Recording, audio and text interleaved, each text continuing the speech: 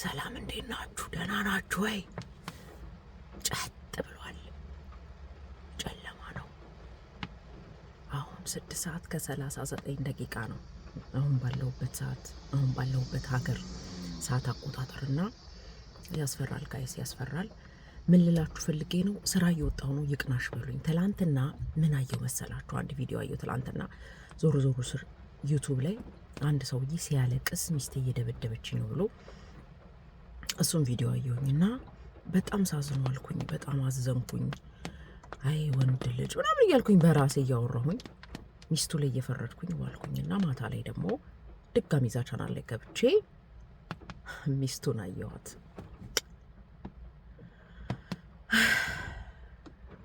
ማዘን አይደለም ውስጤ በቃ ታተመች ሴትዮዋ። ጌታን ነው የምላችሁ። ስለሷ ሳስብ አደርኩኝ። ማታ ጠዋትም ስነሳ ገጫለች አይምሮ ይለ ጌታ ሆይ ድረስ እና ምን ልላችሁ ፈልጌ ነው፣ እንደዚህ አይነት ነገሮች ማየት አልፈልግም።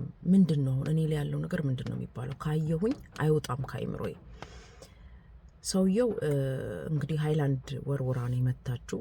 ቻናሉ ላይ በጣም አጋኖ ትደበድበኛለች፣ ትቀጠቅጠኛለች ተብላ እሷ ስትጠየቅ ደግሞ ያው እሷ እንግዲህ እንዳለችው ማመን ነው አይደለኝ፣ አልመታውም ብላ ስቅስቅ እያለች ወልዳ በአራስነቷ የሚያደርጋትን ነገር እርጉዞና መንገድ ላይ ሁሉ ጥሏት የምጧለት እንደሄደ ምናምን ስሰማ ማይ ጋድ እንዲህ ተጨካክነናል አልኩ እግዚአብሔርን። እና ምንድነው መፍትሄው? አሁን እኔ ባላይስ የሚያሳዝን ነገር እና እንደኔ አይነት ችግር አለባችሁ። ብዙ አላውራ፣ ስራ መስራት አለብኝ ጋይስ። ስራ ስሪ እያላችሁ ከቤት አስወጣችሁኝ። መውጣት ሳልፈልግም እና ምንድነው የምትቀባጥሩ ልትሉኝ ትችላላችሁ። አዝናለሁ። ማውራት እንደምወድ ስለምታውቁ ቻላ አድርጋችሁ ቤተሰብ ናችሁ ቻሉኝ። ቤተሰብ ሁሉ ነገር ይችላል። ቤተሰብ የቤተሰብን ጉድ ይሸፍናል። በነገራችን ላይ እኔ እየቀለድኩም የሆነ ቁም ነገር ጣል አደርግላችኋለሁ። የገባው ብቻ አዎ ትክክል ናት ትበልና ጋይስ አትደባደቡ። በተለይ ሴቶች ማለት ነው። ይውላችሁ ባል ስትመርጪ እንደ ራስሽ ፍላጎት አይነት ለመምረጥ ሞክሪ። የሚያስተዳድርሽ ከሆነ የፈለግሽው የሚያስተዳድርሽ፣ ፍቅር ከሆነ የፈለግሽው ፍቅር። ሁሉም ወዶ አይሆንም። ፍቅር ሀብት አይሆንም።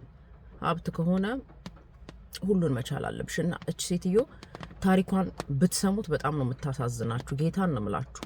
6 ልጆች አስወልዷት ባሏ ቤቷን በስነ ስርዓት አያስተዳድርም። ለቀን 200 ብር ይሰጣታል። በቃም አልበቃም ሂዶን ኬር 3 ቀን አድሮ ይመጣል። የፈለገበት ይሄዳል። ቼክ አያረጋትም። የ5 ወር ህፃን ልጅ የመጨረሻው ልጇ የ5 ወር ህፃን ልጅ ነውና ይሄን አይቶ ማያዝን ሰዋል። አሁን ለምን አዘንሽ ብላችሁ ተፈርዱብኝ ይሆናል። ሰላም ያውለኝ ፈጣሪ። እንደዚህ አይነት ችግር ምናምን ሀዘን አያሳየኝ። የሀገሬን ህዝብ ይጠብቅልኝ፣ ክፉ አይንካችሁ። በቃ ማለት እንፈልገው ብያለሁ። ደህና ከፈለጋችሁ ስሙት፣ ካልፈለጋችሁ